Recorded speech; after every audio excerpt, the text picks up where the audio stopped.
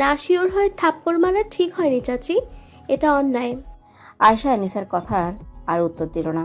আয়েশার দিকে তাকিয়ে বলল, এটাই লাস্ট বার, তা না হলে হোস্টেলে দিয়ে দেবো। একা থাকলেই সব ফাজলামি বের হয়ে যাবে। হুমকি শুনে এবারও আয়েশার তেমন কোনো পরিবর্তন হলো না। জ্ঞান হওয়ার পর থেকে এই হুমকি সে শুনে আসছে। তবে তাকে ফাঁসাচ্ছেটা কে? মনে মনে বলতেই তার চোখ রিমির দিকে পড়ল। পড়তেই রিমির ঠোঁট টিপে হাসলেও সাথে সাথেই আয়াস হা হয়ে গেল। প্রথম থেকেই সব ট্রেনের গতিতে চিন্তা করতে লাগলো। রিমি আপু আসার পর থেকেই তো এই কাহিনী হচ্ছে। ও আচ্ছা, এই হলো তার ট্যাঙ্কির ভূত। সব ক্লিয়ার এখন তার কাছে। দূর, আগে কেন তার মাথায় আসেনি? সাবি চেঞ্জ করে আয়নার সামনে দাঁড়ালো। তার মেজাজের পারদ উঠে গেছে সপ্তম আকাশে। এমন শীতের সকালে বারবার গোসল, বারবার রেডি হওয়া বিরক্তিকর। ঝরঝরে মাটি শুধু তার গায়ে পড়েনি, মাথায়ও পড়েছে। পড়ে পুরো মাথা মাখামাখি। শ্যাম্পুই করতে হলো দুবার। এখনও ভালোভাবে তার ঠান্ডা ঠিক হয়নি। হালকা কাশি আছে। এর মধ্যে সাত সকালে আবার এতবার গোসল, আবার লেগে যায় কি না কে জানে। তখনই দরজায় টোকা পড়ল, সাথে আওয়াজ। আহমনি আব্বা। সাব্বির এবার শার্ট পরেছে, হাতা ফোল্ড করতে করতে বলল, এসো খালা। হাসি খালা ভেতরে আসলো। তার হাতে চায়ের কাপ। সাব্বির অবাক হলো। না চাইতেই চা, তাও আবার খালা। নিশ্চয়ই কোনো কথা পাচার করতে এসেছে। এখানে কথা ওখানে, ওখানে কথা এখানে, পাচার করা হাসি খালার অভ্যাস। এখন কোন কথা পাচার করতে এসেছে কে জানে। সে চুল ঠিক করতে করতে বলল, এখন চা খাবো না খালা, তুমি খেয়ে ফেলো। সে যে খাইব না আমি ভালো করেই জানি। সাত সকালে 14 বার নাহান অতরে আবার কত সইব। তাই বুদ্ধি খাটায় আনলাম, যদি খায় বলে হাসি খালা নিজের চায়ের চুমুক দিল। সাব্বির হালকা হাসলেও কিচ্ছু বলল না। থাপ্পড় কিন্তু একটা কম হয়েছে, চাপায় আরো 3টা দেওয়ার দরকার ছিল। সাত সকালে শুরু করছে পাঁচরামি। কামের মানুষ কামে যাইব, তার মধ্যেই বাধা। আর এইদিকে চলছে রঙ্গলীলা। পরের বাড়ির কাম কইরা বলে কত কিছু দেখা লাগে। সাব্বির ভ্রু কুচকাল। খাটে বসে মোজা পায়ে দিতে দিতে বলল, কি হয়েছে খালা? আর কইও না আব্বা, ধরলাম রিয়া ঠিক। তাই বলে হাত ধরে দালালি করব, নাচের নাচন কুদন লাগবো। ভদ্র মানুষের বাড়ি, ঘর ভরা মানুষ, ছোট ছোট পোলাপান। এইটুকু চিন্তা ভাবনা তো করা দরকার, তাই না? সাব্বির থামলো, তাকিয়ে বলল, সোজা করে বলো তো খালা, এত পেঁচাচ্ছ কেন? এমনিতেই আমার সময় কম। কে আবার কি করলো? কে আবার? রিমি আম্মা আর ওই যে নতুন ছোকরা। কালকে যে ওই আইলো, যখন তোমার ওপর মাটি পড়লো তুমি চিক্কুর কইরা উঠলা। আমি তো 2 তলায় ঝাড়ু লাগাইতেছিলাম। আমি তোমার দিকে যাবো তখন তাগো দেখলাম ছাদ থেকে নামতাছে, হাতের মধ্যে হাত, মুখ ভরা মুক্ত ঝরা হাসি। সাব্বির থমকালো। রিমির বিয়ে ঠিক হয়ে আছে নাকি? সাথে সাথেই তার ধ্যান হাসি খালার দিকে গেল। শিট, হাসি খালা কথা পাচারও করে জায়গা বুঝে। তার মানে হাসি খালা সব ধরে ফেলেছে। সে মনে মনে মনে করার চেষ্টা করলো, কি করেছে সে যে হাসি খালা এত সহজেই ধরে ফেলল। অবশ্য এই মেয়ে এসেছে পরে, যা যা করছে সবই তার স্বভাবের বাইরে। সে মনে মনে বড় একটা শ্বাস ফেলে উঠে দাঁড়ালো। হাসি খালা ধরা মানে আস্তে আস্তে এখন বাড়ির সবাই জানবে। এর পেটে কথা থাকে না। অবশ্য কোনো সমস্যাও নেই, তাকে কেউ কিছুই বলবে না। এমনভাবে থাকবে যেন কেউ কিছু জানেই না। তাদের ঘাড়ের ব্যথার গতি হচ্ছে, এতেই তারা সন্তুষ্ট। তবে নেশা বুঝতে পারলে সমস্যা। ভালোভাবে সব কিছু সেট হওয়ার আগেই ঝামেলা পাকিয়ে ফেলবে। আর যাকে নিয়ে এত কিছু, সে গুটুর গুটুর করছে এক বাঙ্কুর সাথে, হাতে হাত রেখে ঘুরে বেড়াচ্ছে ভাইয়ের সাথে। এত লম্বা চওড়া সুদর্শন একটা মানুষ সামনে, তাকে কি তার চোখে পড়ে না? বলেই সে বেরোবে, তখনই সে ঝটকাটা খেলো। ওয়েট, রিমি কোথা থেকে নামছিল? ছাদ, ঝরঝরে মাটি, তার মধ্যে মুক্ত ছড়া হাসি। এই মেয়ের মুখে হাসি একমাত্র অন্যকে বিপদে ফেলতে পারলেই বের হয়, তা না হলে সবসময় হাসি খেলার তালতো বোন। হাসির হও তাদের আশপাশে নেই। 1 মিনিটেই তার কাছে সব ক্লিয়ার হয়ে গেল। সে তাদের দাঁত চেপে বলল, রিমি, তোমাকে তো আমি সত্যি সত্যি পানিতে চুবাবো। রিমির আজ ভাগ্য ভালো, বাড়ি থেকে বের হতেই সে রিক্সা পেল। যাক, আর হাঁটতে হবে না। সে খুশি মনেই উঠে বসল। সে বসতেই তার সাথে সাব্বিরও হুট করে উঠে বসল। বসে রিক্সাওয়ালাকে তাড়া দিয়ে বলল, ভাই, পারলে উড়িয়ে নিয়ে যান, তবে 10 মিনিটের মধ্যে ভার্সিটির সামনে থাকা চাই। বলি রিমির দিকে কঠিন চোখে তাকালো। আজকে টিচার্স মিটিং আছে। ডাবল ডাবল গোসল আর ডাবল ডাবল রেডি হতে দেরি হয়ে গেছে। আর এই কয়েক বছরের চাকরি জীবনে সব কিছুই ছিল পারফেক্ট। কখনো কোনো ক্লাস মিস বা লেট হয়নি। কিন্তু এই ফাজিল মেয়ে তার জীবনে এসেছে পর থেকে সব এলোমেলো। রিক্সা চলতেই রিমি সাইডে চাপতে চাপতে বলল, যাবেন ভালো কথা, বললেই তো হয়। এভাবে ঠেলে ধাক্কিয়ে ওঠার মানে হয়? উঠেছেন তো উঠেছেন, আবার ড্রাকুলা মার্কা লুক দিচ্ছেন, সমস্যা কি? সাব্বির উত্তর দিল না, বিরক্ত মুখে বসে রইল। কবজি উল্টিয়ে একবার সময় দেখল। রিমি মুখ পাকালো, না বললে নেই, ঢং। তখনই সাব্বির শান্ত কণ্ঠে বলল, আজিকের সাথে কাহিনী কি? কাহিনী তো কত কিছুই, কোনটা জানতে চাচ্ছেন? বিয়ে নাকি ঠিক? আমিও সেই রকমই শুনছি, তবে শিওর ভাবে বলতে পারছি না। সাব্বির রিমির দিকে ফিরল। তার চোখ মুখে রাগ। আরে রাগ দেখাচ্ছেন কেন? নাকি বিশ্ব সুন্দরা হয়েছেন বলে শুধু আপনি বিয়ে করবেন? মানছি দেখতে আপনাদের মতো সুন্দর না, তাই বলে আমাদের বিয়ের অধিকার নেই? সাব্বির উত্তর দিল না। সে অন্য পাশে তাকিয়ে তাদের দাঁত চেপে রাগ থামালো। এই মেয়েটাকে এসে শিক্ষা দেবে, উচিত শিক্ষা। সব জেনে বুঝে যে যে টর্চার তার সাথে করছে, হিসেব করে কড়াই গন্ডায় সব শোধ করবে। এখন শুধু সঠিক সময়ের বাকি। রিমিও আর কিচ্ছু বলল না। আজকাল তার সময় খুবই ভালো যাচ্ছে। এই যে নায়ক সাহেবের সাথে এক রিক্সায় যাচ্ছে, এটা কি সে কখনো ভেবেছে? ইস, ভাবার কথা মনে হতেই তার কালকের রাতের কথা মনে পড়লো। ওটা কি ছিল? সারা রাত গেছে তার নির্ঘুম, ছটফট করতে করতে। আর এনাকে দেখো, কোনো হেলদোলি নেই, যেন রোজ রাতে আমার এটো করা খাবার খেয়েই সে ঘুমাতে চায়। তখনই তার মোবাইলে কল আসলো, অলিদের ফোন। সে জানতো সকাল হলেই আসবে। সে রিসিভ করতে যাবে, তখনই সাব্বির বিরুত্তাপ কণ্ঠে বলল, ফোন রিসিভ করলে ধাক্কা মেরে রিক্সা থেকে ফেলে দেব। রিমি রিসিভ করলো না। ঠোঁট টিপে হেসে বলল, অন ডিউটি অফিসারকে রিক্সা থেকে ধাক্কা, অ্যাটেম্প টু মার্ডারের কেস খেয়ে যাবেন। অন ডিউটিতে থেকে প্রেম করে বেড়াচ্ছ, তাতে দোষ নেই? রিমি হাসল, কিছু বলল না। সাব্বির ঘুরে রিমির দিকে আবারও তাকালো। মেয়েটা হাসলে তার সাথে চোখও হাসে, কেমন ঝিলমিল করে। সে ওই ঝিলমিল করা চোখের দিকে তাকিয়ে বলল, তোমার সাথে আমার কথা আছে। থাকলে বলুন। আমি কি বলেছি কথা বলতে গেলে আলাদাভাবে অ্যাপয়েন্টমেন্ট নিতে হবে? আমার সাথে একদম হেয়ালি না রিমি, তুলে আছাড় মারবো। আমাকে কি অবলা নারী টাইপ মনে হয় নাকি? না, সেটা আমি ভুলেও মনে করতে পারি না। যা যা করছো তুমি। কি করেছি আমি? সাব্বির এবার হাসল, হেসে বলল, নেক্সট টাইম যদি আমার উপর কিছু ছুঁড়েছো, গোসল আমি একা করব না, মনে রেখো। রিমি ঠোক গিলে কিছুই বুঝিনি এমনভাবে বলল, ভালো তো, পুরো গোষ্ঠীতে নিয়ে করেন, আমাকে বলছেন কেন? যাকে নিয়ে করবো তাকেই তো বলবো। আচ্ছা, আপনি বললেন আর আমি অমনি নেচে নেচে যাবো? এত সোজা? না, যেই মেয়ে জিন্সের উপরে শাড়ি পরে ঘুরে বেড়ায় সে আর যাই হোক সোজা না। কেন, লিখিত কোনো সংবিধান আছে নাকি যে পেটিকোটের সাথেই শাড়ি পরতে হবে? না, সেরকম লিখিত নেই। তবে জিন্স কেন পরো আর পকেটে কি নিয়ে ঘুরো সেটা আমি জানি বলেই বলছি। সেই দিন আমি একটা মিশনে ছিলাম। সাব্বির আবারও হাসলো, রিমির মুখের দিকে একটু ঝুঁকলো, তারপর বলল, আর এখন পকেটে হাত দেবো? রিমি উত্তর দিল না, শুধু তাকিয়েই রইল। সাব্বির চোখ ফিরিয়ে নিল, নিয়ে সোজা হয়ে বসল। 1 নম্বরের ফাজিল।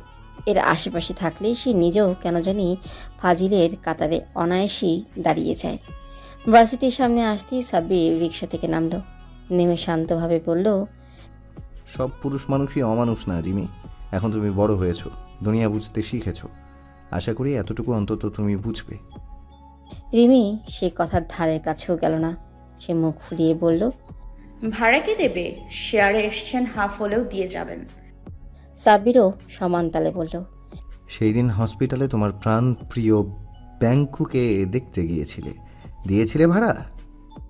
রিমি ভেঙচি কাটল, কেটে রিক্সাওয়ালাকে যেতে বলল। সাব্বির হাসল। তার দেরি হচ্ছে তবুও দাঁড়িয়ে রইল। রিক্সাটা যতক্ষণ দেখা যায় সে তাকিয়ে রইল। রিমি থানায় এসে শামীম স্যারের খোঁজ করল। আজকে নাকি সকালে এসেছে। অবশ্য খোঁজ করে লাভ হলো না, তিনি এসে আবারও চলে গেছেন। মিথিলা শুনে ভ্রু নাচিয়ে বলল, কি ব্যাপার রিমি? ইদানিং শামীম স্যার বেশি করছো, ব্যাপার কি? আবার দেখি সেও তোমার খোঁজ খবর নিচ্ছে। রিমি হাসল। সে কিছু ফাইল চেক করছিল, পুরনো। বড় স্যার খুঁজতে বলেছে, কি করবে কে জানে। সেখানে চোখ রেখেই বলল, স্যার এত সকালে থানায় আবার চলেও গেছে, কোনো সমস্যা ম্যাডাম? আরে না, কি সমস্যা? তবে শুনলাম আর একটা নাকি বডি পাওয়া গেছে। অবশ্য আমাদের থানার এরিয়াতে না, সেম বেসিক মার্ডার। কোনো হাতা পায়ের চিহ্ন নেই, শুধু গলাটা গভীরভাবে কাটা। স্যার একটু জানতে গেছেন কোনো যোগসূত্র আছে কিনা। রিমি থেমে গেছে, তার চোখে মুখে বিষণ্ণতার ছাপ। সে বিষণ্ণ মুখে বলল, একটা মানুষকে খুন করা হবে, কোনো হাত বাঁধা নেই, পা বাঁধা নেই, তার মধ্যে একটু ভয়, একটু চঞ্চলতা নেই, যেন নিজে এসছে। এটা কিভাবে সম্ভব ম্যাডাম? মিথিলা হাসল, হেসে বলল, কেস সলভ না হওয়া পর্যন্ত সবই সম্ভব। একটা কেস এক একটা মিস্ট্রি বক্স, আর পুলিশ হচ্ছে সেই মিস্ট্রি বক্স খোলার হাতিয়ার। So wait and watch. এই পৃথিবীর সব হজম করা গেলেও খুন করে কেউ হজম করতে পারেনি। আজকাল শাস্তি হয় না ঠিক আছে, তবে হজম কেউই করতে পারে না। যতই পর্দা ফেলো, একদিন না একদিন সেটা উঠবেই। রিমি দীর্ঘশ্বাস ফেলল, ফিরে জানালা দিয়ে বাইরে তাকালো। এই থানার এরিয়াটা বড়, আশেপাশে গাছগাছালিতে ভরা। সেই গাছগাছালির ফাঁকফোকর দিয়ে সকালে সোনালি রোদ ঝিকিমিকি করছে। সে উঠে দাঁড়ালো, সেখান থেকে বের হয়ে একটু সাইডে আসলো। এই প্রথমবার সে অলিদকে নিজেই ফোন দিল। অলিদ ফোন ধরেই গলায় খুশির আমেজ নিয়ে বলল, বোরিং এই সকালটা হঠাৎ করে এত মিষ্টি করার জন্য ধন্যবাদ রিমি। রিমির মধ্যে অবশ্য কোনো আমেজ দেখা গেল না।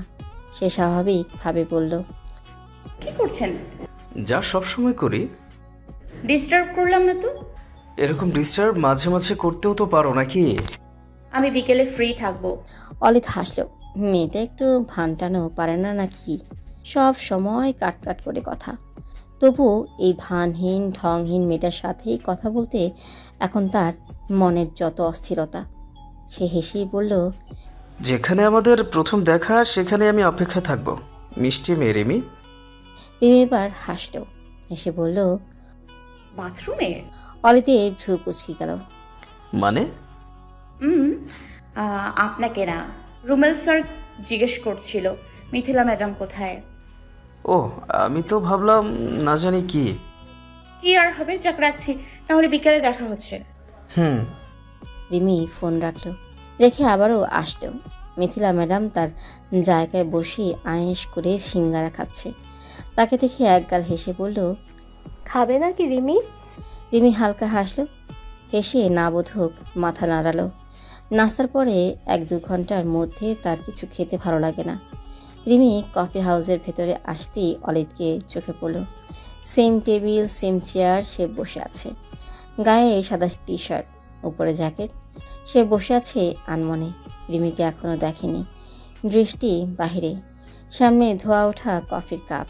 রিমি এগিয়ে গেল, চেয়ার টেনে বসতে বসতে বলল, সরি, দেরি হয়ে গেল।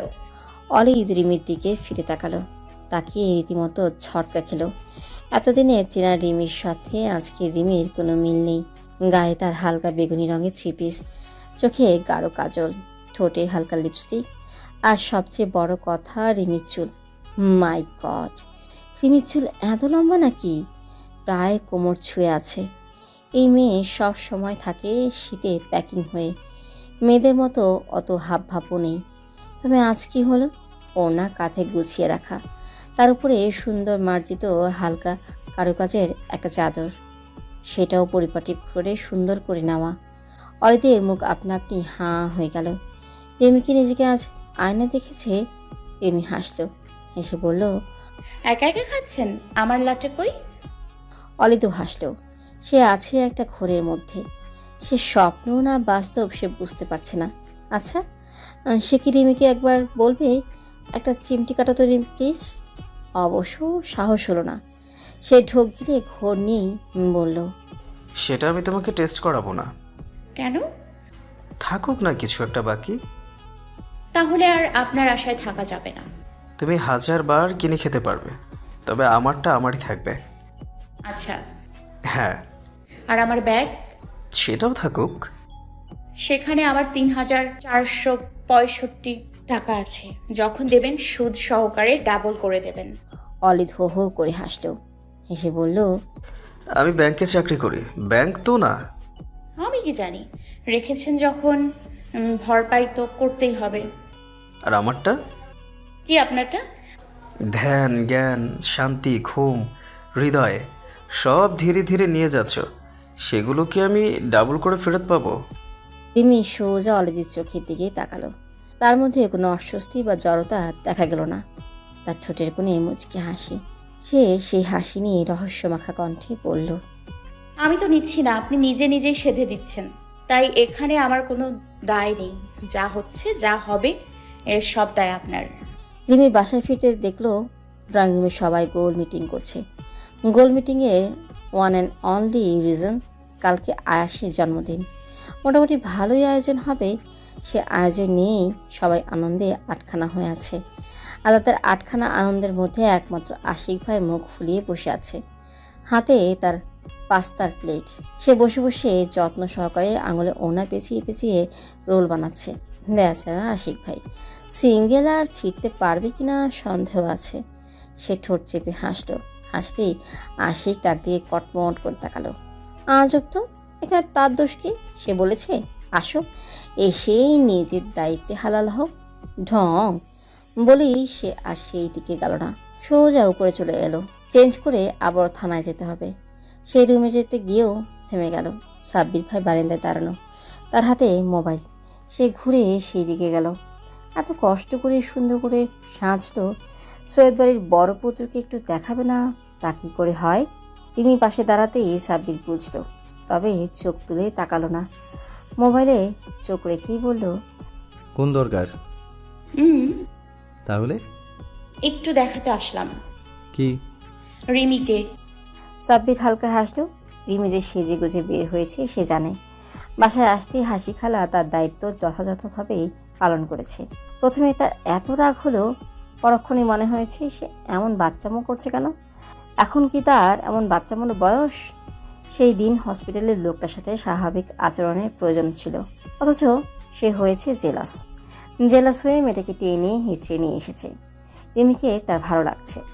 কেন লাগছে সে জানে। সেই ঘটনার পর থেকে রিমির প্রতি তার একটা সফট কর্নার ছিল। এতদিন পরে এইভাবে সামনে আসায় সেটা ধীরে ধীরে অন্যদিকে বাঁক নিয়েছে। রিমি আর তার মধ্যে কোনো কমন টাইপ ব্যাপার নেই। তার স্বভাবের উল্টো এই মেয়ে। তবু এই মেয়েটা তাকে টানছে, বলতে গেলে ভালোভাবেই টানছে। বিপরীত আকর্ষণ বলেই একটা কথা আছে, তার ক্ষেত্রে হয়তো তাই হয়েছে। ওই যে প্রথম দরজা খুলল, ঘুম ঘুম চোখের এক রমণীকে দেখল। কিছু একটা হলো ম্যাজিক্যাল। বিনা কারণে অনেক দিন পরেই তার নির্ঘুম রাত কাটল, অথচ এরকম হওয়ার কোনো কারণ ছিল না। আর তার আর আনিকার সম্পর্ক ছিল স্কুল থেকে, তবে সেটা ছিল বন্ধুত্ব। তাকে আনিকাই প্রপোজ করেছিল। রিজেক্ট করার কারণ ছিল না। আনিকা আর তার স্বভাব বলতে গেলে একই, তার মধ্যে ছোটবেলার বন্ধুত্ব, আন্ডারস্ট্যান্ডিংও ভালো। তবে সব ভালোর মধ্যেও কিছু একটা মিসিং ছিল, হয়তো দুজনের তরফ থেকেই। সেটা আনিকা বুঝেছিল, হয়তো সেও। তবে সে সম্পর্কটা শেষ করতে চায়নি। তবে আনিকা চেয়েছিল, অবশ্য অন্য সব মেয়েদের মতো সম্পর্কটা তিক্ততায় শেষ করেনি। তার দুটো হাত ধরে বলেছিল, এই সম্পর্কটা আগালে সম্পর্ক তো শেষ হবে, এই সাথে আমাদের বন্ধুত্বটাও। এটা আমি হারাতে চাই না সাব্বির। দুজন ভালোবাসার মানুষের মাঝে সব থাকতে হয়, ভালো লাগা, ভালোবাসা, রাগ, অভিমান, জেদ, জেলাস, কম্প্রোমাইজ, সব। আমরা দুজন দুজনকে তো পেয়েছি, তবে আমার মনে হয় এর মধ্যে অনেক কিছুই পাইনি। তখন সাব্বির কিছু বলেনি। অবশ্য বলার মতো কোনো শব্দ তার কাছেও ছিল না। আনিকা হেসেছিল, তার গালে হাত রেখে বলেছিল, ভালোবাসার সবচেয়ে সুন্দর সাইড কি জানো? এলোমেলো হওয়া, নিজের স্বভাবের বাইরে যাওয়া, যা কখনো করনি। ভালোবাসার মানুষটার জন্য হুটহাট সেগুলো করে ফেলা। আমি দোয়া করি তোমার জীবনে সেই এলোমেলো হওয়াটা আসুক। আমাদের জীবন তো একটা, যদি একটু নিয়মের বাইরে গিয়ে ভালোই না বাসলাম তো কি করলাম? আমার আর তোমার বিয়ে হলে আমরা রোবট হয়ে যাব সাব্বির। লোকে দেখবে পারফেক্ট কাপল, পারফেক্ট লাইফ। বছরের পর বছর এক ছাদের নিচে এভাবেই কেটে যাবে, তবে ভেতর থেকে আমরা হব শূন্য। সেই জীবনে আনন্দ থাকবে না, সুখ থাকবে না, শুধু নিয়ম মাফিক চলে যাব। সম্পর্কটা থাকবে শুধু নামের।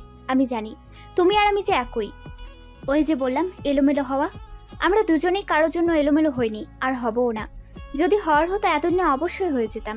এটা নিজ ইচ্ছায় বা প্ল্যান মাফিক হয় না সাব্বির, বশ হয়ে যায়। ওই যে সুমন্তর ম্যাজিকের মতো। সাব্বির মনে মনে হাসল। সত্যি ম্যাজিকের মতো। এই যে বিনা নোটিশে সে নিজেই হয়ে গেছে। সে বোরিং টাইপ মানুষ, চোখ ধাঁধানো সৌন্দর্যের ফলে সব জায়গায় অ্যাটেনশন পেয়েছে। প্রচুর বন্ধু বান্ধব ছিল, তাদের মধ্যে মেয়েদের সংখ্যাও কম নয়। সবাই তার জন্য সব ছাড়তেও চেয়েছে, তাকে পাবার আকাঙ্ক্ষা করেছে, এখনও করে। এমনকি ভার্সিটির সব মেয়েদের আড্ডায় তার নাম একবার হলেও উচ্চারিত হয়। তবে সে কি কখনো কাউকে সেভাবে চেয়েছে সে জানে না। তবে আনিকার ধারণা ঠিক ছিল, তার আর আনিকার সম্পর্কের মধ্যে অনেক কিছুই ছিল না। এই যে রিমিয়া, তার মধ্যে এখনও কিছুই নেই, তবুও সে এলোমেলো হয়ে গেছে। শুধু কি এলোমেলো, যখন থেকে শুনেছে এই মেয়ে সেজেগুজে আগুন হয়ে বেরিয়েছে, তার ভেতর জ্বলেছে। নিঃশ্বাস গলায় আটকে ছিল। রুমে ছটফট করতে করতে বারান্দায় এসে দাঁড়িয়েছে। আবার যখন দেখলো মহারানী এসেছে, রিক্সা থেকে নামছে, সব ঠিক। এই যে ভেতরে এখন ফুরফুরে শান্তির বাতাস, তার এই জলাপুরায় সে নিজের প্রতি নিজেই বিরক্ত হলো। এই বয়সে এই বাচ্চা আমার কোনো মানে হয়? কি হয়েছে? মোবাইল এমন কি রাজ্য যে এভাবে ঢুকে আছেন? সাব্বির মোবাইল ট্রাউজারের পকেটে রাখলো, রেখেই রিমির দিকে তাকালো স্বাভাবিক ভাবলেশীনভাবে। ডেটে গিয়েছিলাম, গুড, কফি খেলাম, ঘোরাঘুরি করলাম। Very good. কেমন লাগছে আমাকে বলুন তো? প্রথমবার তো একটু কনফিউজড ছিলাম। ভালো। শুধু ভালো? আর কি শুনতে চাও? একটু দিল খোলা করে বলুন। প্রফেসর মানুষ, এভাবে এক শব্দে বললে হবে? সাব্বির কিছুক্ষণ নিশ্চুপ তাকিয়ে রইল, তারপর রিমির চোখে চোখ রেখে শান্তভাবেই বলল, যার জন্য সেজেছো সে মুগ্ধ হলেই হবে, আমারটা ইম্পর্ট্যান্ট না। আর তাকে যদি সত্যি পছন্দ করো তাহলে মন থেকে বলছি ভালো থেকো। বলেই সে চলে যেতে নিল, কিন্তু আবার ফিরে দাঁড়ালো। দাঁড়িয়ে আগের মতোই বলল, যেই মুগ্ধতা আমার চোখে দেখতে চাইছো সেটা রিমিকে দেখে হয়। যখন সে এলোমেলো চুল নিয়ে ঘুরে বেড়ায় তখন, যখন হাতে পায়ে মোজা, মাথায় বাচ্চাদের মতো টুপি, আর শীতে কাঁপতে কাঁপতে কুটি কুটি করে হাঁটে তখন হয়। যখন দিন দুনিয়া ভুলে পুরো হাতের কবজি মাখিয়ে খাওয়া দাওয়া করে তখন হয়। যখন পুলিশের পোশাক গায়ে দিয়ে ঘুম ঘুম চোখে এখানে ওখানে ঢলে পড়ে তখনও হয়। কিন্তু যেই সৌন্দর্য এখন দেখাতে এসেছো, এই সৌন্দর্য সাব্বিরকে টানে না। যদি টানতো তাহলে সাব্বির এখানে দাঁড়িয়ে থাকতো না, কখনো না। বলেই সাব্বির চলে গেল। তার ভেতরটা আবার জ্বলছে। কি যন্ত্রণা দেখো তো। রিমি ঠোঁট টিপে হাসলো, হেসে সাব্বিরের যাওয়ার দেখলো। যাচ্ছে বুকে হাত খুঁজতে খুঁজতে। গ্যাস্ট্রিকের প্রবলেম হচ্ছে নাকি? হতেও পারে। যেই মেপে মেপে খাওয়া দাওয়া করে, জোয়ান বলবান মানুষ খাবার খাবে রাজ্য ডুবিয়ে, তা না, খাবে গুনে গুনে। বলেই সে নিজেও আর দাঁড়ালো না, চলে এলো। শীতে গায়ে কাটা দিচ্ছে। এত ফ্যাশন ফুশন মেয়েরা যে কীভাবে করে কে জানে। তার তো এটুকু করতে গিয়ে 12টা বেজে যাচ্ছে। কাজলে চোখ ভারী হয়ে আছে, চুলে পিন কুটকুট করছে, হাত লিপস্টিক, সেটার কথা আর কি বলবে। এতক্ষণে পেটে গিয়ে হজম হওয়ার রাস্তায়। দূর, তার নানুই ঠিক, মেয়ে নামের কলঙ্কই সে। রিমির ঘুম ভাঙল ধুমধারাক্কা বিটের শব্দে। সে কাছিমের মতো কম্বলের ভেতরে ঢুকে গেল। ভাগ্যিস সে চাকরি করে, আর দিনভর এই অত্যাচার সহ্য করতে হবে না। মহু আন্টি অবশ্য রাতে মাথা ধরিয়ে ফেলেছে। সন্ধ্যের মধ্যেই তাকে যেন বাসায় পায়। সেই নিয়ে অবশ্য রিমির কোনো মাথা ব্যথা নেই। সে কোনো কালেই গুড মার্কা মেয়ে ছিল না। না হওয়ার ইচ্ছে আছে তাই বললেই সময় মতো চলে আসবে এমন কোনো কারণ নেই। আর তাছাড়া কোনো প্রকার অনুষ্ঠান আয়োজন তার ভালোও লাগে না, তাই তাড়াতাড়ি ফেরার চান্সই নেই। সে আরেকটু আরাম করে শুলো। ঘুমটা আরও ঘন্টাখানেকের জন্য জোড়াতালি দেওয়া যায় কিনা দেখা যাক। তখনই তার মোবাইল বাজলো। সে বড় একটা দীর্ঘশ্বাস ফেল। কে ফোন দিয়েছে সে জানে। বেটা, তোর বউ নেই, সংসার নেই, বাচ্চা নেই? কোন রাজ্যের কাজের জন্য এত সকালে উঠে ডিগবাজি করতে থাকিস? সে হাত বাড়িয়ে মোবাইল কম্বলের ভেতরে নিয়ে এলো। রিসিভ করে কানে রেখে বলল, অলিদ হাসলো। সে জানতো রিমি এখন ঘুমে। মেয়েটা ঘুমোতে এত পছন্দ করে, আর সে পছন্দ করে রিমির এই ঘুম জড়ানো কণ্ঠটা। সে হেসেই বলল, গুড মর্নিং। রিমি মুখ পাকালো, মনে মনে বলল, ছাইয়ের মর্নিং। বিরক্ত করলাম? হ্যাঁ, সরি। আপনার সরি অ্যাকসেপ্ট করা হলো। সেটা যে করা হবে আমি জানি, তাই তো বিরক্ত করার দুঃসাহসটা বারবার করি। রিমি হাসলো। কি খবর এত সকালে? কোনো খবর নেই, ভাবলাম বসে আছি, তোমাকে বিরক্ত করা যাক। বসে কেন, কাজে যাবেন না? না। রিমি চোখ খুলল। কেন? ছুটি নিয়েছে। কেন? সেটা তো বলছি না। রিমি অবাক হয়ে আবারও বলল, কেন? এমনি। আপনার এমনিরই আমি খ্যাতা কম্বল পুড়িয়ে ফেলবো। অসহ্য একটা শব্দ। অলিদ হো হো করে হেসে ফেলল। হাসতে গিয়ে দুবার কাশলো। আপনি অসুস্থ? যদি বলি হ্যাঁ, তো কি করবে? আপনি চান আমি কিছু করি? হ্যাঁ। রিমি আবার বলল, নাস্তা করেছেন? না, এখনো করিনি। আপনার ফ্ল্যাটে মেয়ে আসলে প্রবলেম হবে? অলিদ হাসলো, হেসে বলল, যে বাসায় আপনি আসলে প্রবলেম হবে, দরকার হলে সেই বাসায় আমি থাকবই না। রিমিও হাসলো, হেসে ফোন রাখলো। সাথে সাথে শামীম স্যারকে টেক্সট করলো। করে কিছুক্ষণ বসে আবার টেক্সট করলো সাব্বিরকে। সেখানে অবশ্য সে কিছুই লিখলো না, লিখলেও শুধু কয়েকটা সংখ্যা। সাব্বির সাথে সাথে এই মেসেজ সিন করলো, করেই ফ্লু কুচকালো। তবে কোনো অ্যান্সার করলো না, মাথাও ঘামালো না। যে ফাজিলে ফাজিল, নিশ্চয়ই তাকে কনফিউজড করার জন্য এমনি টাইপ করে পাঠিয়েছে। রিমি রিক্সা থেকে নেমে বাড়িটার দিকে তাকালো। মোটামুটি হাইফাই ধরনের 10 তলা বাড়ি, সামনে বিশাল উঁচু গেট। ব্যাংক থেকে খুব একটা দূরে না, আসা যাওয়ার জন্য একদম পারফেক্ট। সে খাবারের প্যাকেটগুলো হাতে নিয়ে ভাড়া দিল, দিয়েই এগিয়ে গেল। গেট ভেতর থেকে বন্ধ। সে দারোয়ান বসার জায়গায় টোকা দিল, দিয়ে পেছনে একবার তাকালো। সন্দেহজনক অবশ্য কিছু নেই, ব্যস্ত গলি। রিক্সা আসছে যাচ্ছে, সাথে সাথেই তার কানে লাগানো ব্লুটুথে শব্দ হলো। টুপি ঠিক করতে করতে রিমি কানে হাত রাখলো, রাখতেই শব্দ ভেসে এলো। রিমি কিছু বলল না, সে স্বাভাবিক। আজকেও খুব শীত পড়েছে। শীতে হালকা কাঁপতে কাঁপতে টুপি টেনে ঠিক করলো, করে সে সামনে ফিরল। তখনই দারোয়ান ছোট একটা জানালা খুলে উকি দিল, দিয়ে বলল, জি। আমি রিমি, অলিদ আশফাকের কাছে এসেছি। সাথে সাথে দারোয়ান গেট খুলল, খুলেই একগাল হেসে বলল, আসসালামু আলাইকুম ম্যাডাম। রিমি অবাক হলো, অবাক হয়ে সালামের উত্তর নিল। দারোয়ান এগিয়ে এলো, হাতের ব্যাগ নিতে নিতে বলল, আসেন ম্যাডাম, অলিদ ভাই আপনার কথা বলেছেন। রিমি কিছু বলল না, হালকা হাসলেও। হেসে দারোয়ানের সাথে লিফটের দিকে এগোলো। অলিদ থাকে 7 ফ্লোরে। মেসেজে ঠিকানার সাথে ডিটেলস লেখা ছিল। লিফট থামতেই তারা নামলো। দারোয়ান এগিয়ে গিয়ে নিজেই কলিং বেল চাপলো। সাথে সাথে অলিদ দরজা খুলল। তার চোখে মুখে খুশি ছিলি। অসুস্থতার কোনো রেশ তার মধ্যে দেখা গেল না। সে হেসে হাত বাড়িয়ে ব্যাগ নিতে নিতে বলল, ধন্যবাদ কালাম ভাই। দারোয়ানও হাসলো, হেসে বিদায় নিল। নিতেই অলিদ রিমির দিকে তাকালো। আজকে অবশ্য সে আগে রিমিই লাগছে। পুরো প্যাকিং, শুধু মিষ্টি মুখটা বেরিয়ে আছে।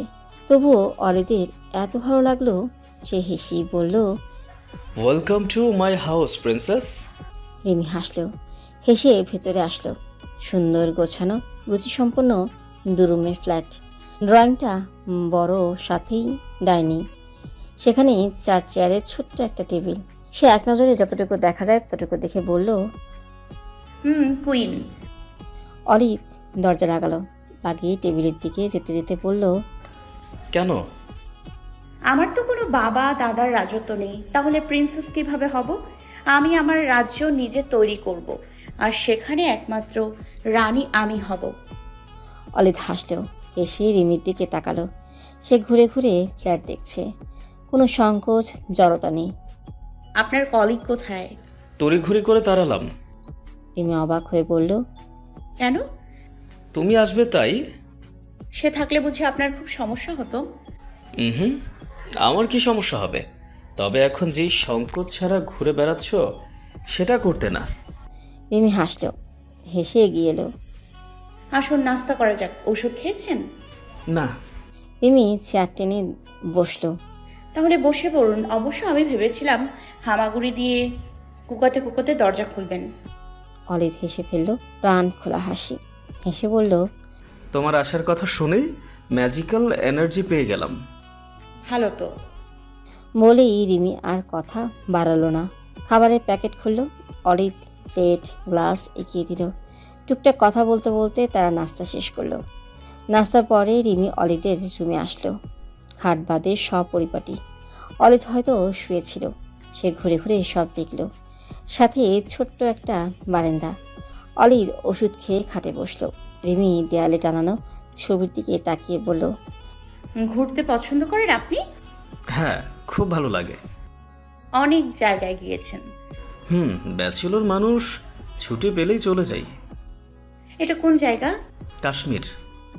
সুন্দর তাই না? এক টুকরো স্বর্গ। বলেই অলিভ তার মোবাইল বের করলো, গ্যালারি খুলে রিমির দিকে বাড়িয়ে দিল। আরও ছবি আছে দেখো। রিমি এগিয়ে এলো, মোবাইল নিয়ে অলিভের পাশেই বসলো। অলিভ চমকালো, তবে রিমির মধ্যে কোনো হেলদোল হলো না। সে ছবি দেখায় ব্যস্ত। অলিভ এক ধ্যানে তাকিয়ে রইল। প্রথমে সে মুগ্ধভাবেই তাকিয়েছিল, তবে ছবি দেখতে দেখতে রিমির চেহারার পরিবর্তন হয়েছে, এটা সে খেয়াল করলো। আর এটাও খেয়াল করলো, একটা ছবিতে এক ধ্যানে সে তাকিয়ে আছে। সাথে সাথে অলিভের ভ্রু কুঁচকে গেল। অবশ্য কিছু ভেবে ওঠার সময় পেল না। তার আগেই রিমি ফট করে উঠে দাঁড়ালো, কানে হাত রেখে বলল, পেয়ে গেছি স্যার, আপনারা এখন ভেতরে আসতে পারেন। অলিভ যেভাবে বসেছিল সেভাবেই বসে রইল। এখন আর তার ভ্রু কুঁচকে নেই, নির্বিকার, স্বাভাবিক, শান্ত চোখ মুখ। কোনো ভুল না করা অলিভ বড় রকম একটা ভুল করেছে। সে বুঝতে পারলো বলেই এই নির্লিপ্ততা। এই সাধারণ চেহারার সাধারণ দেখতে মেয়েটাকে এত হালকাভাবে নেওয়া তার উচিত হয়নি। মেয়েরা যে ছলনাময়ী সে আবারও প্রমাণ পেল। সে নির্বিকার ভাবেই বলল, ধোকাটা এভাবে না দিলেও পারতে। রিমি তাকালো, বড় একটা শ্বাস ফেলে বলল, ইটস মাই জব অলিভ। ওপর থেকে যা বলবে তা আমি করতে বাধ্য। তাছাড়া এগিয়ে আপনি এসছেন, আমি আপনাকে খুঁজে বের করিনি। কেন এগিয়ে গিয়েছিলাম জানতে চাইবে না? না, সেটা আমার কাছে ইম্পর্টেন্ট না। অলিভ হাসলো, হেসে বলল, বর্ষ রিমি, এত লম্বা তুমি, এভাবে কথা বলতে ভালো লাগছে না। তাছাড়া তোমার টিম আসতে কিছুটা সময় লাগবে। দারোয়ান সহজে ঢুকতে দেবে না। তারা সত্যি পুলিশের লোক কিনা তা শিওর হবে। কেন এসেছে, কোন ফ্ল্যাটে এসেছে, বাড়ির মালিককে ইনফর্ম করবে। তারপর এটা কিন্তু মোটামুটি হাই লেভেলের একজনের বাড়ি। রিমি বসলো না।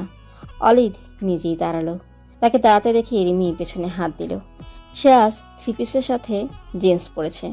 তাছাড়া এখানে আসার আগে শামীম স্যার তাকে সেফটির জন্য পিস্তল দিয়েছে।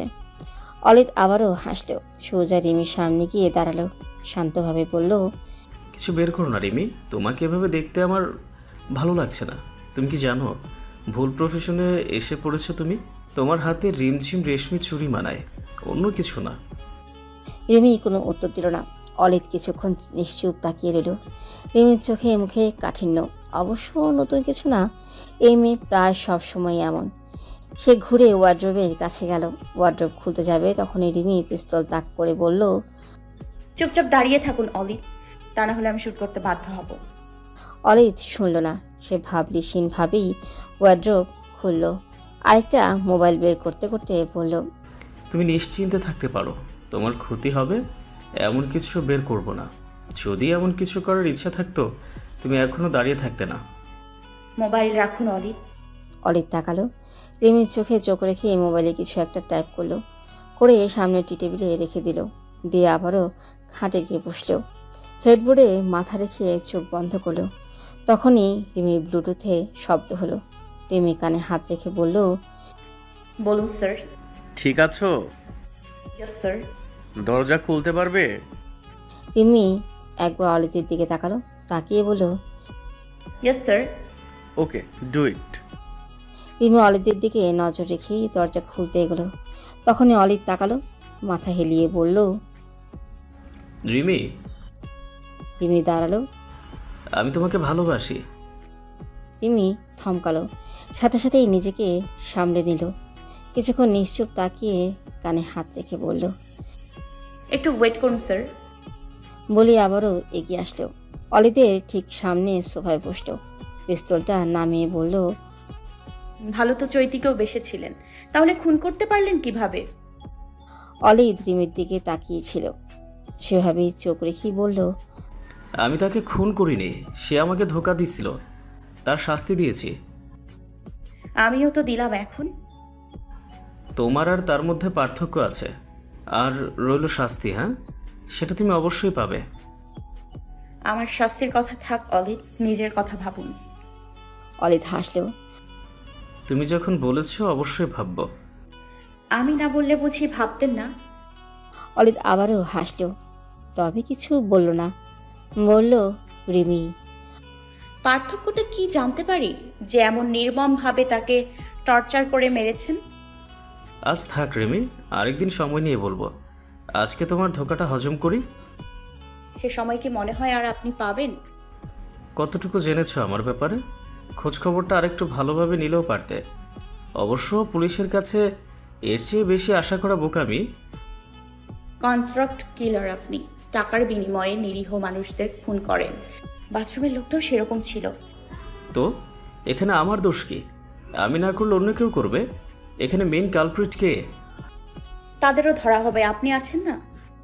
অলিদ ঠোঁট টিপে হাসলো, যেন এরকম মজার কথা আর শুনেনি। আমার ফেস তো সেদিন দেখোনি, চিনলে কিভাবে? আমার ফটোগ্রাফির মেমোরি ভালো, বলতে গেলে অনেক ভালো। আপনাদের মতো ক্রিমিনালের চিন্তা শক্তির বাইরে। তাই কফি শপে আপনার কণ্ঠ শুনে চিনতে 1 সেকেন্ডও লাগেনি। ওই যে বলে না, চোরের 10 দিন, গৃহস্থের 1 দিন। তাই হয়তো সেধে নিজেই এসেছিলেন, শুধু একটু প্রমাণের প্রয়োজন ছিল। সাধারণের মাঝে অসাধারণ গুণ। তাই তো ভাবতাম রিমি তোমার বিশেষত্বটা কি। তো কী প্রমাণ পেলে অসাধারণ মেয়ে? রিমি অলিদের মোবাইল তুলে ধরলো। সেখানে অলিদ একটা জ্যাকেট গায়ে বরফের মাঝে দাঁড়িয়ে। সেই দিন তারা সিসি ক্যামেরায় সাদা শার্ট গায়ে দেওয়া লোক খুঁজেছে, কিন্তু অলিদ মার্ডারের সময় গায়ে সাদা শার্ট থাকলেও পরে জ্যাকেট গায়ে বের হয়েছে। এটা কোনো শক্ত প্রমাণ না রিমি।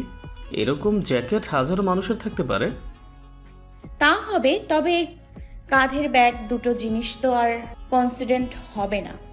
তাছাড়া পুলিশের কাছে ছোট্ট একটা কোণা থাকলেই হলো। এই কোণা ধরে টেনে বের করা তাদের বাঁ হাতের কাজ। তাছাড়া রিমান্ড শব্দটা নিশ্চয়ই শুনেছেন। কে জানে, হয়তো আপনি সব বের করবেন। বলেই রিমি উঠল। অলিদের আরেকটা মোবাইলও হাতে নিল। এই মোবাইলে আবার কি ঘুটুর ঘুটুর করলো কে জানে। See you soon Rimi. Rimi হাসলো, হেসে বলল, আমার দায়িত্ব এখানেই শেষ, তাই দেখা হওয়ার আর কোনো চান্সই নেই, মিস্টার অলিদ আশফাক। অলিদও হাসলো, হেসে মাথা আবারও হেডবোর্ডে রেখে চোখ বন্ধ করতে করতে বলল, সম্পর্ক যাই হোক রিমি, এত সহজে আমি ছাড়ি না। আর তুমি তো আমার হৃদয়ে বসেছ। রিমি আবার তাকালো, নিশ্চুপ কিছু সময় তাকিয়ে রইল, তবে আর কিছুই বলল না। সে দরজা খুলতে এগিয়ে গেল। অলিদ গাড়িতে উঠেছে নিশ্চুপ, কোনো রকম কথা বা ঝামেলা সে করেনি। রিমি একটু দূরেই ছিল, সে আর ওদিকে যায়নি, এমনকি তাকায়ও নেই। তবে সে বুঝেছে গাড়ি না যাওয়া পর্যন্ত অলিদের দৃষ্টি তার উপরেই ছিল। রিমি আর থানায় গেল না, কেন জানি তার যেতে ইচ্ছে করলো না। অবশ্য এখন বলতে গেলে তেমন কাজও নেই। সে অলিদের বাসার সামনে থেকে রিকশায় উঠল। উঠেও বিপাকে পড়ে গেল। যাবেটা কোথায়? বাসায় যাওয়ার ইচ্ছে একদমই হলো না। আয়েশের জন্মদিন, এতক্ষণে তো ধুমধাড়কা লেগে যাওয়ার কথা। সে ঘড়ি দেখল, বাজে মাত্র 10টা। এই বোরিং সময় সে কোথায় পার করবে? সে রিকশায় বসে বসে ভাবতে লাগলো। ভেবে অবশ্য তেমন লাভ হলো না। যাওয়ার মতো তার কোনো জায়গা নেই। রংপুর হলে অবশ্য ভিন্ন কথা ছিল। কোনো বন্ধু বান্ধবীর বাসায় গিয়ে আরামসে সময় পার করা যেত। সে লোকাল মার্কেটের সামনে এসে নেমে গেল। রিকশায় বসে বসে সে করবেটাই বা কি? সে নেমে কিছুক্ষণ এমনিতেই দাঁড়িয়ে রইল। মাঝে মাঝে নিজেকে এত শূন্য মনে হয়। এখানে কি করছো? রিমি ভীষণভাবে চমকে উঠল। সাব্বির অবাক হলো। অবাক হয়ে বলল, রিল্যাক্স, কি হয়েছে? রিমির সাথে সাথেই নিজেকে সামনে নিল। মাথা নাড়িয়ে বলল, কিছু না। সকালে এত হন্তদন্ত হয়ে বেরুলে, বললে কাজ আছে। এখন এখানে কি করছো? কাজ কমপ্লিট। আপনি এখানে কি করছেন? কেকের অর্ডার দিয়েছিলাম, তাদের সাথে কথা বলতে এসেছিলাম। ও, এখন আবার থানায় যাবে? রিমি দুপাশে মাথা নাড়ালো। সাব্বির কিছুক্ষণ তাকিয়ে রইল, তারপর শান্তভাবে বলল, তুমি ঠিক আছো? হুম। তাহলে চলো বাসায় যাই। আপনি যান, আমি একটু পরে আসছি। শিওর? হুম। সাব্বির আবারও কিছুক্ষণ তাকিয়ে রইল, তারপর চলে গেল। রিমি সাব্বির যাওয়ার পর কিছুক্ষণ সেখানেই দাঁড়িয়ে রইল। তারপর হাঁটতে লাগলো। সামনে একটা সিএনজি স্ট্যান্ড আছে, তার উদ্দেশ্য এখন ওখানে। রিমি সিএনজি থেকে নামলো। সে এসেছে বাস কাউন্টারে। সে ঠিক করেছে রংপুর যাবে। অবশ্য নানু বাসায় না। একজন এত যত্ন করে চিঠি লিখলো, দেখা যাক ব্যাপার স্যাপার কি। সে দুটো টিকিট কাটলো। অচেনা একজনের পাশে বসে 7-8 ঘন্টা পার করার মতো অসহ্যকর ব্যাপার আর কি হতে পারে। তাই এমনিই ভালো। সে বাসে বসে মিথিলা ম্যাডামকে ফোন করলো। মিথিলা ফোন রিসিভ করেই উচ্ছ্বসিত কণ্ঠে বলল, এই রিমি, কি করছো এটা? রিমি হালকা হাসল। শামীম স্যার তো তোমার প্রশংসা করতে করতে মুখে ফেনা তুলে ফেলেছে। নতুন মেয়ে, তাও তোমার পারফরম্যান্স নাকি দেখার মতো ছিল। এক অতি চালাক কন্ট্রাক্ট কিলারকে ঘোল খাইয়ে দিয়েছো। রিমি মনে মনে একটা বড় শ্বাস ফেলল। বলল, সেখানে অবস্থা কি ম্যাডাম? থানা পুরো গরম, তবে আসামি বেটা শান্ত, একেবারে নিশ্চুপ। শামীম স্যার এখনো কোনো জিজ্ঞাসাবাদ শুরু করেনি, তবে করবে। ভালোই ভালোই সব স্বীকার করলে ভালো, না হলে জবের ঘর দেখবে। শামীম স্যার এসব ব্যাপারে খুব উগ্র। দ্বিতীয় মোবাইলটার ব্যাপারে কিছু জানেন? আরে, শামীম স্যার কারো কাছে কিছু বলে নাকি? ও, তোমার খবর কি? এখানে আসলে না কেন? স্যার বলল দেখে নাকি অসুস্থ মনে হলো। ঠিক আছে? তেমন কিছু না ম্যাডাম, ভেবেছিলাম একটু রেস্ট নিব, কিন্তু একটা জরুরি কাজ পড়ে গেল। আজ আর যদি না আসি সমস্যা হবে। কিসের সমস্যা? আমি এক্ষুনি শামীম স্যারের সাথে কথা বলছি। তুমি তো এখন স্যারের হৃদয়ের কোনাকাঞ্চিতে আছো। তার প্রমোশনের রাস্তা পুক্ত করেছো। এখন 1 সপ্তাহ না আসলেও কিছু বলবে না। আমি কালকে সকালে যথাসময়ে হাজির হব ম্যাডাম। আচ্ছা বাবা, আমি দেখছি, এত টেনশনের কিছু নেই। Thank you madam. বলি রিমি ফোনটা কাটলো। কেটেই সাইডে রেখে তাকাতেই আবার চমকে উঠল। সাব্বির পাশের সিটে বসা, তার মুখ আপনা আপনি হাঁ হয়ে গেল। স্বপ্ন দেখছে নাকি? সাব্বির চোখে মুখ কুচকে বলল, মুখ বন্ধ করো স্টুপিড। রিমির ঘোর কাটলো, বুকে থুতু ছিটালো, সাথে সাথেই বলল, এভাবে দিনে দুপুরে পরপর চমক খাচ্ছেন কেন? সেই কথার ধারের কাছেও গেল না। চোখ মুখ কুচকে বলল, ইয়াক, ছি, কি করছো? কি করেছি? গায়ে থুতু দিচ্ছ কেন? তো কি হয়েছে? নিজেরই তো। নিজের হলেই দিতে হবে? রিমি হেসে ফেলল। হেসে বলল, ছোটবেলায় এরকম কত করতাম। ছিলাম তো এক গাদ্দা। কাজিন টাজিনের মধ্যে মারামারি ঝগড়ায় জিততে না পারলেই দিয়ে দৌড়। আবার এর খাবার ওর খাবার এর নিয়ে টানাটানি লেগেই থাকতো। তবে কেউ যদি আমার খাবার নিতে আসতো তাহলেই হয়েছে কাজ। দিয়ে দিতাম এক গাদা থুথু। নে এবার কত খাবি খা। গায়ে? আরে না, গায়ে দেবো কেন, আমার খাবারে দিতাম। কেউ আর নেয়ার চেষ্টা করতো না। আমারটা তো আমি খেতেই পারবো, আপনি তো আর পারবেন না, তাই না? সাবির ভ্রু উঁচু করে তাকিয়ে কিছুক্ষণ রইল, তারপর অনেক কষ্টে হাসি থামালো, থামিয়ে বলল, তো এখন তোমাকে কে নেওয়ার চেষ্টা করছে যে গায়ে থুতু দিচ্ছ? এটা তো নেয়ার জন্য দিচ্ছি না, ভয় দূর করার জন্য দিচ্ছি। আচ্ছা, থুথুর যে এত গুণ তা তো জানতামই না। রিমি দুঠোঁট ছাড়িয়ে হাসলো। কি আশ্চর্য, হঠাৎ করে তার এত খুব খুশি খুশি লাগছে কেন? খুশির ঠেলায় কি হাবিজাবি বলছি সে নিজেও জানে না। কিছুক্ষণ আগেও তো কেমন মেঘ জমেছিল, যখনই এই সুন্দরাকে দেখলো সব এক নিমেষেই গায়েব। পুরো কি জাদু জানে কে জানে, দেখলেই সে দিন দুনিয়া ভুলে যায়।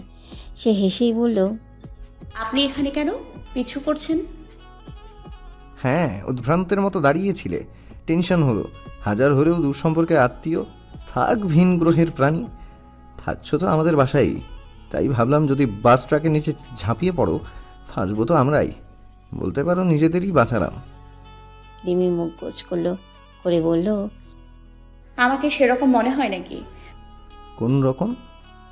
বাংলা ছবির নায়িকাটাই, কথা নেই বার্তা নেই, দৌড়ে যাবে বাস ট্রাকের নিচে চাপা পড়তে। কি জানি। তো বললেন কেন? কি বললাম? ওই যে কি যে? আপনি। বলেই রিমি থেমে গেল। বেটা পরিষ্কার গিট, তার সাথে ইয়ার্কি করছে। তার বোমা তার উপরে নিক্ষেপ, হ্যাঁ তো সোজা। সে ঠোঁটে ঠোঁট চেপে শক্ত চোখে তাকালো। সাব্বি হেসে ফেলল, হেসে বলল, তুমি বাসের নিচে ঝাঁপিয়ে পড়া টাইপ মেয়েই না, বরং বাস ট্রাক দিয়ে নিজের হাতে অন্যদের ভর্তা বানানো টাইপ মেয়ে। আর কেউ না জানুক, অন্তত আমি সেটা জানি। রিমি মুখ পাকালো। সাব্বির আবারও হাসলো, হেসে বলল, রংপুর যাচ্ছ বুঝলাম, হঠাৎ এই সৌমতি কেন? সেটা তো আমি আপনাকে বলবো না। কেন? এমনি। এমনি বলতেই রিমি থমকালো। অরূপের কথা মনে পড়ল। তার মুখটা একটু কালো হলো। সে সব জানতো। প্রথম দিন কফি হাউসে কথা বলতেই সে বুঝে গিয়েছিল এই সেই লোক। সে শামীম স্যারের সাথে কথা বলল। আইনে প্রমাণ বিশ্বাসী, তাদের কাছে মনে হওয়ার ব্যাপারটা হাস্যকর। স্যার অবশ্য শুনে হেসে উড়িয়ে দেয়নি। সে সব শুনে কীভাবে কি করতে হবে বলেছে। যদি হয় ভালো, না হলে সমস্যা নেই, জানবে তো আর কিছু না। তবে সে শিওর ছিল ওই লোকটাই অলিক। তিল পরিমাণও সন্দেহ ছিল না। তবু লোকটার সাথে যখন কথা বলতো মনে মনে হাজারবার বলতো, তার ধারণা ভুল হোক, সত্যি ভুল হোক। সাব্বির রিমির দিকে তাকিয়েছিল। তার চেহারা পরিবর্তন সে লক্ষ্য করলো। অবশ্য এখন না, যখন রাস্তায় চমকে গেল তখন থেকে কিছু একটা মেয়েটাকে খুব ভাবাচ্ছে। সে মায়া ভরা কণ্ঠে জিজ্ঞাসা করলো, কি হয়েছে, কোনো সমস্যা? রিমি চোখ তুলে তাকালো। বাস ছাড়ার প্রস্তুতি নিচ্ছে। সে মনে মনে একটা শ্বাস ফেলে বলল, বাস ছাড়বে, আপনি এখন নেমে যান। আমার সময় হলে আমি নিজেই চলে যাব। এখন বলো কি হয়েছে? রিমি নিজের মনের কথা কখনো কাউকে বলেছে বলে মনে পড়ে না। নির্ভয়ে মনের কথা বলার মানুষ অবশ্য তার ছিলও না। নানুর বাসায় এক গাদা লোক, হ্যাঁ এক গাদা বাচ্চা কাচ্চা। তাদের মধ্যে যেই আকাম টাকাম করুক, অধিকাংশের দোষ তার ঘাড়ি করতো। প্রথম প্রথম বলার চেষ্টা করত, তবে শুনে কে, বিশ্বাসী বা করবে কে? তারপর সব ছেড়ে দিয়েছে। যা হবার হোক, কি আসে যায়, যা মন যাই করেছে। বেয়াদব অসভ্যের তকমা পেয়েছে, তার আর এখন কিছু আসে যায় না। সে নিজেকে নিজে ভালো রাখতে পারে। সে মুখে কলু পাটল, জানালার দিকে তাকালো। কিচ্ছু বলবে না সে, কিচ্ছু না, কাউকে না, তার কারো দরকার নেই। সাব্বির হালকা হাসলো। বাস ছাড়ছে। সে আয়েশ করে সিটে হালান দিয়ে বসলো। নেমে যাওয়ার কোনো লক্ষণ তার মধ্যে দেখা গেল না। রিমি আবারও ফিরে তাকালো। আপনি যাচ্ছেন না কেন? কি হয়েছে বলো, তাহলেই চলে যাব। আশ্চর্য, আপনি শুনে করবেনটা কি? সব সময় কিছু শুনে কিছু করতে হবে এমন তো কোনো কথা নেই রিমি। মাঝে মাঝে নিজেকে হালকা করার জন্য বলতে হয়। সেটা বলার জন্য বলার মতো মানুষের দরকার হয়। সাব্বির এবার সোজা রিমির চোখের দিকে তাকালো। রিমিও তাকিয়েছিল, চোখে চোখ রেখেই বলল, একবার বলে দেখো তো সেরকম মানুষটা হতে পারি কি না। রিমি নিশ্চুপ কিছুক্ষণ তাকিয়ে রইল। এই পৃথিবীতে কেউ কাউকে বুঝে না, কখনো না। তারপরও সে ধীরে ধীরে সব বলল। কেন বলল সে নিজেও জানে না। সাব্বির এক ধ্যানে এক মনে সব শুনল, মাঝে কোনো কথা বলল না। রিমি যখন থামলো সে শুধু হালকা হাসলো। সাব্বিরের হাসি সুন্দর, সুন্দর মানুষের হাসি কি এত সুন্দর হয় রিমি জানে না। বরং এতদিন তার ধারণা ছিল পুরুষ আর দৈত্য মানবের হাসি একই ক্যাটাগরির। যখনই হাসবে ভূমিকম্পের মতো দুনিয়া দুলে উঠবে। এখন অবশ্য উঠছে, তবে দুনিয়া না, বরং রিমি নিচে। সে মুগ্ধ চোখে তাকিয়ে বলল, হাসছেন কেন? তুমি কি লোকটার প্রেমে পড়েছো রিমি? রিমির মুগ্ধতা ফুরুত করে উড়ে গেল। যেতেই সে কটমট করে তাকালো। সাব্বির আবারও হেসে ফেলল। রিমি দীর্ঘশ্বাস ফেলল, ফেলে শান্তভাবে বলল, দুনিয়াতে প্রেম ভালোবাসাই সবকিছু না, এর বাইরেও অনেক অনুভূতি আছে। তাই তার জন্য আমার খারাপ লাগছে। আমি যখন তাকে দেখতে গেলাম তার চোখে মুখে খুশির ঝিলিক ছিল, সেই ঝিলিকে কোনো ভান ছিল না। মানুষ যত খারাপ হোক, একটা সময় না একটা সময় সে কারোর প্রতি টান অনুভব করে। সেও করেছে তোমার প্রতি। সে জানতো তুমি পুলিশে চাকরি করছো, একটু সন্দেহ হলেও রিস্ক। তবুও সে নিজে থেকে এসেছে, ইচ্ছে করে মিশেছে। আমার মনে হয় তার লাভ অ্যাট ফার্স্ট সাইট হয়েছিল। রিমি চোখ তুলে সাব্বিরের দিকে তাকালো। এজন্যই হয়তো সে নিজে থেকেই এসেছিল, নাকি খুঁজে বের করেছে। কফি হাউসের দেখা কোনো কোইন্সিডেন্স ছিল না। নিশ্চয়ই সেই বাথরুমের ঘটনার পর থেকেই তাকে ফলো করছে। সাব্বির আবারও হাসল। রিমি মেয়েদের মতো জড়তা সংকোচ কম। হঠাৎ হঠাৎ ডাইরেক্ট চোখের দিকে তাকায়। কি দেখে কে জানে? এই গাধি মেয়েকে জানে কোনো ছেলের দিকে এভাবে তাকাতে নেই। সে হেসেই নড়ে চড়ে বসল। এইসব ক্রিমিনাল টাইপ মানুষের মাইন্ড অন্য ট্র্যাকে চলে, তাই তো সে নিজে থেকেই এগিয়েছে। তবে ক্রিমিনাল হোক আর যাই হোক, সবার ভালোবাসার ধরন এক, অন্ধ। তাই সে তোমার অভিনয়টা ধরতে পারেনি। আর রইল তুমি, তুমি যতই উপরে শক্ত খোলস দেখিয়ে ঘুরে বেড়াও, ভেতরে তুমি নরম, শুভ্র তুষারের মতো। দেখতে কঠিন, তবে একটু উষ্ণতা পেলেই গলে পানি হয়ে যাও। তাই সব জেনেও তুমি চেয়েছো সব মিথ্যা হোক, আর লোকটা সত্যিই তোমার বন্ধু হোক। কখনো তো কারোর সাথে সেভাবে মেশুনি, তাই মনে দাগ কেটেছে। তাই তো থানায় যেতে পারছো না। তুমি জানো এখন তার সাথে কি হবে, সেটা তোমার সহ্য করতে কষ্ট হবে। তাই তো পালাচ্ছ। অবশ্য নতুন কি, পালানো তো তোমার হবে, ছোটবেলার অভ্যেস। রিমি মুখ ফুলালো, তবে কথাগুলো সত্য। সে মনে মনে বড় একটা দীর্ঘশ্বাস ফেল। এই বাবা পরিষ্কার গিট তো দেখা যায় সব জানতা। এই জন্যই বুঝি ইউনিভার্সিটিতে এত সুনাম। যখন এই শক্ত পেশায় এসেছো, তোমারও শক্ত হওয়া উচিত, তবে নিজের পার্সোনাল আর প্রফেশনাল লাইফ দুটো আলাদা রেখে। কখনো কোনো কিছুতে এত ডুবে যেতে নেই। যে চাকুরির জন্য ডুবে যাচ্ছ, সে কিন্তু তোমাকে ফুল টাইম সিকিউরিটি দেবে না। একটা জিনিস কি খেয়াল রেখেছো রিমি? রিমি প্রশ্নবোধকভাবে তাকালো। সে কিন্তু খুব কনফিডেন্ট। রিমি ভ্রু কুঁচকালো। এসব ক্রিমিনাল টাইপ লোকদের সমস্যা কি জানো? এরা সহজে কখনো মুগ্ধ হয় না, ভালোবাসে না। কিন্তু ভুলেও যদি একবার ভালোবাসে, তারা তার জন্য সব করতে পারে। এমনকি ভয়ঙ্কর কোনো স্টেপও নিতে তারা একবার ভাবে না। রিমি থমকালো। অর্ধের কথাগুলো তার মাথায় ঘুরতে লাগলো। সি ইউ সুন রিমি, শাস্তি তুমি পাবে। আমাকে কতটুকু চেনো তুমি? রিমি ভাবতে লাগলো। দ্বিতীয় মোবাইল সে খুন করছে নতুন না, কতদিন ধরে করে কে জানে। তার পেছনে সাপোর্ট আছে, শক্ত সাপোর্ট। সে জানে তার কিচ্ছু হবে না, তাই সে নির্বিকার। সাথে সাথেই তার মাথা চক্কর দিয়ে উঠল। সাব্বির রিমির হাত নিজের হাতের মধ্যে নিল। সরু চিকন একটা হাত, মোজায় ঢাকা। আজকাল মেয়েদের ফ্যাশনের কাছে শীতও হার মেনে যায়। আর এই মেয়ে দিব্যি পুরো প্যাকিং হয়ে ঘুরে বেড়ায়, কোনো সংকোচ জড়তা ছাড়াই। সে এই মোজায় ঢাকা হাতের আঙুলের ভাঁজে আঙুল রাখল। রিমি চমকালো। চমকে বড় বড় চোখে সাব্বিরের দিকে তাকালো। সাব্বির হাসল। হেসে হাত দুটো আরো শক্ত করে ধরে চোখে চোখ রেখে বলল, আমি জানি আমার রিমি ভয় পায় না, তবুও বলছি নিজের খেয়াল রেখো, আর আমি আছি সব সময় সব পরিস্থিতিতে। সাব্বির পুরো বাড়িতে চোখ বুলালো।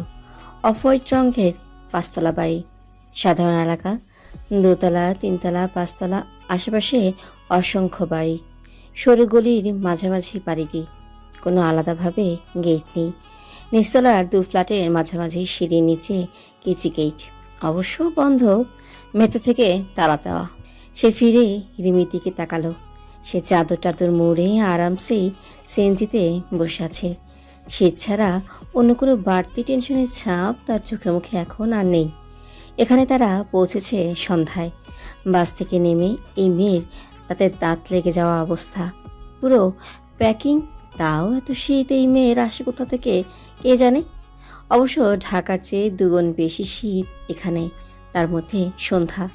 এই সময় সব জায়গায় এমনিতেই শীত বেশি থাকে। তার নিজেরও সেরকম কাপড় গায়ে ছিল না, থাকবেই বা কী করে? সে কি জানতো? সে তো বের হয়েছিল কেকের ডিজাইন চেঞ্জ করার উদ্দেশ্যে।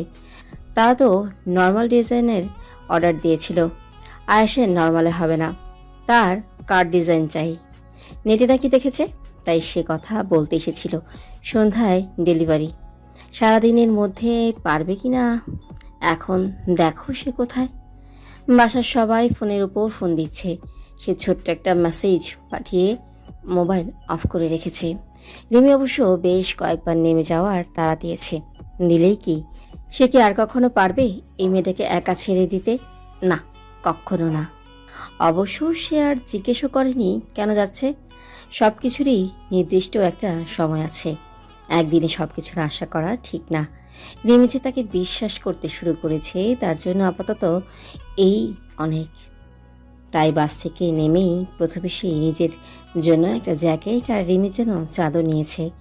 অবশ্য আর নেবেই বা কি, গায়ে আর জায়গা আছে কিছু দেওয়ার?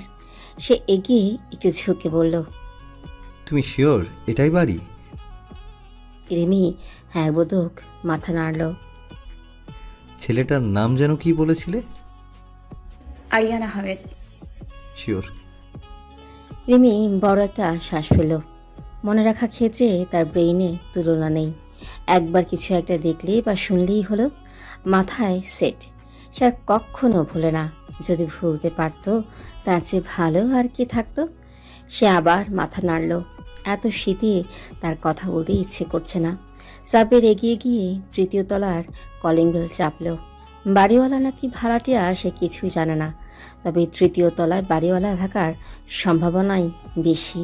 আর পুরো বাড়ির খবর তাদের কাছ থেকেই পাওয়া সম্ভব। কলিং বেল বাজতেই 3য় তলার বারান্দা থেকে এক মেয়ে চেঁচিয়ে উঠল, কে? সাব্বির একবার রিমির দিকে তাকালো। রিমি নির্বিকার। এরপর সেই বলল, আরিয়ান আহমেদের বাসাটা কোনটা একটু বলবেন? আপনি কে? সাব্বির কি বলবে বুঝতে পারল না। তখনই রিমি ছট করে বের হলো। তার চোখে মুখে বিরক্তি। বিরক্তি নিয়েই বলল, রিমি, আইমান সুলতানার মেয়ে রিমি। বারান্দা অন্ধকার, তবু সাব্বির ঠিক বুঝলো মেয়েটা চমকেছে এবং কিছুক্ষণের মধ্যেই মেয়েটা ছেড়ে দৌড় দিয়েছে।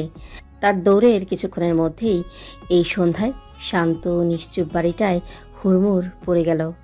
সাব্বির নিচ থেকেই বুঝলো দরজা খোলা হচ্ছে, একদল লোক নিচে আসছে। সাব্বির একটু অবাক হয়েই রিমির দিকে তাকালো। রিমি ভাবলেশীনভাবে হাই তুলল। অর্ধেক রাস্তা সে ঘুমোতে ঘুমোতে এসেছে। সে হাই তুলে বলল, আমার বায়োলজিক্যাল পিতার বাড়ি। তার 2 চোখ নাকি আমাকে খোঁজে, তাই নিজেকে একটু দেখাতে এলাম। সাব্বির হতভম্ব হয়ে কিছুক্ষণ তাকিয়ে রইল।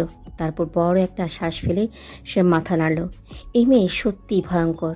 যত অস্বাভাবিক কাজ খুব স্বাভাবিকভাবে অনায়াসেই এই মেয়ে করে ফেলতে পারে।